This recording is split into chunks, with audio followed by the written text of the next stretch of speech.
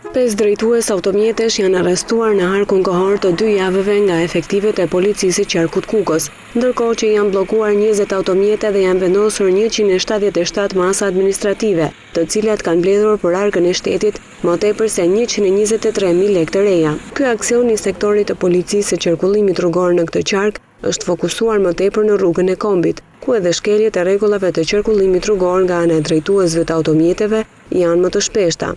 Lirim Çoçia, shefi i seksionit të qarkullimit rrugor pranë kësaj drejtorie, bën me dije se ky aksion vjen në kuadër të disiplinimit të drejtuesve të automjeteve, si dhe për të minimizuar dhe parandaluar numrin e aksidenteve automobilistike, të cilat në këtë aks rrugor kanë qenë në shifra të larta që janë shoqëruar edhe me humbje jete.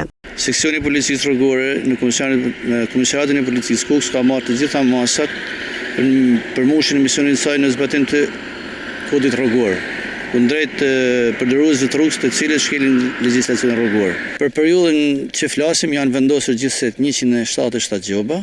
Janë arrestuar 5 persona për drejtim mjetit pa leje drejtimi dhe në ndikimin e alkoolit. Sipas statistikës janë vjelur 123.000 lekë të reja për këtë periudhë, si flasim për periudhën 2 javore. Ky aksion prej disa ditësh është shtrirë edhe në qytete të tjera të vendit, ku është shënuar një numër i lartë i drejtuesve të automjeteve, të cilët janë ndaluar nga efektivët e komisariateve përkatëse. Në shumicën e rasteve arrestimi i tyre ka ardhur si pasojë e konsumimit të pijeve alkolike dhe shkeljes së rregullave të qarkullimit.